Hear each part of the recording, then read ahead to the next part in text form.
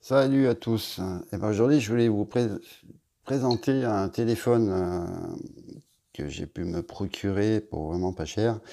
Donc, c'est le Nubia M2 et c'est pas le Nubia M2 Lite, hein. Ça, c'est le M2 tout court. Donc, bon, j'ai déjà paramétré. On va aller directement dans les caractéristiques. Voilà, parce qu'il y a le Lite. M2 Lite et puis le Nubia M2 Full Phone, voilà. Donc on va ouvrir avec Chrome toujours, j'ai encore pas fini de le paramétrer. Donc c'est un écran 5,5 pouces, hein, 1080 par 1920. Caméra, c'est du 13 millions de pixels, 2160p, donc ça fait du 4K, hein, ou 1080p par 60 fps.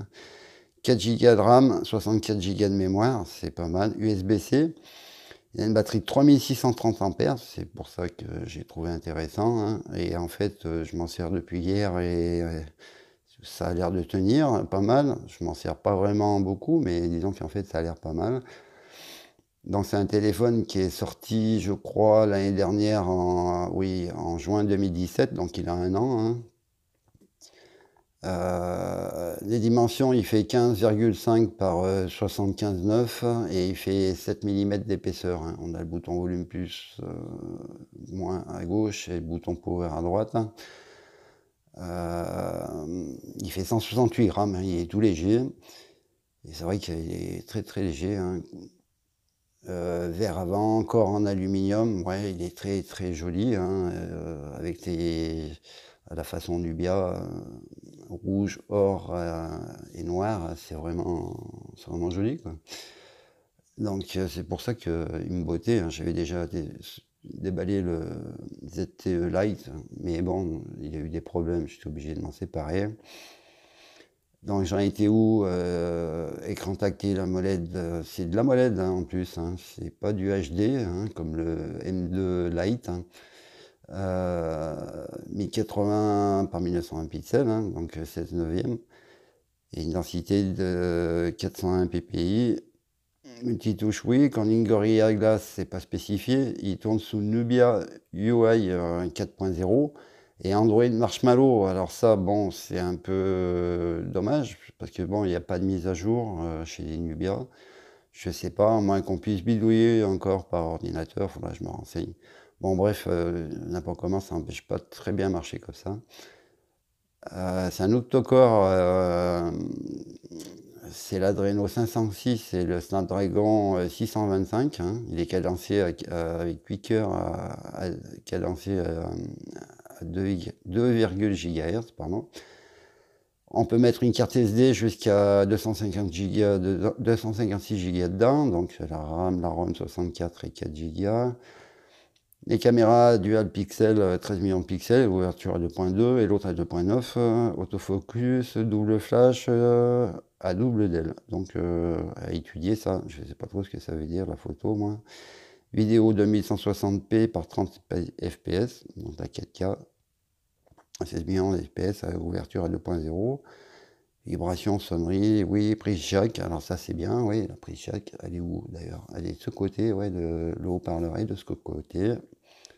Je fais à l'envers, tout à l'envers aujourd'hui. Le Bluetooth 4.0, le Wi-Fi, le GLONASS B12 GP, GLONASS B12, oui. Ah, il n'y a pas la radio. L'USB, c'est l'USB-C, hein, donc c'est pas mal. C'est la norme, hein, qui devient de plus en plus en vigueur. Lecteur MP3, bon, il n'y a pas la radio, il fait lecteur MP3, éditeur vidéo, photo. Donc la batterie de 3630 mAh, bon, ben non, amovible, on le sait. Voilà, donc pour le téléphone, hein, qui est vraiment très joli, bien fini, hein. Je ne sais pas s'il y a des fans de CR7, hein, vous comprendrez peut-être qui c'est. C'est lui qui faisait la pub de ce téléphone, hein, passe un moment. Donc,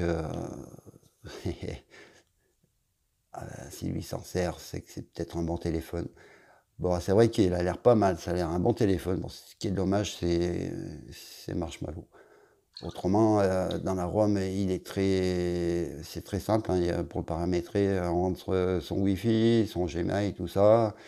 L'empreinte digitale qui fonctionne très bien, hein. Il démarre au quart de tour. Ah, il fait mentir, non. Après, dans la ROM, on retrouve la ROM d'Android Marshmallow, hein. Donc, il n'y a que ça qui peut être dommage. Autrement, moi je trouve que c'est un bon téléphone, hein, voilà. Donc j'ai RAM, machin et tout, version 6.0.1. Bon, je vais me renseigner si des fois on peut faire quelque chose par ordinateur. Donc 8 cœurs, 64 bits, Nubia 4.0. Voilà. Et puis bon, il a beaucoup d'autres caractéristiques de fonctions, je veux dire, hein, comme les gestures sur les côtés, tout ça. Mais je ferai un test plus approfondi. Voilà, bon, faire un petit tour dans la boîte pour voir qu'est-ce qu'il y avait. Donc on retrouve une coque silicone qui est mate derrière, c'est dommage. Bon, la garantie, la paperasse, il y a 2 verres trempés.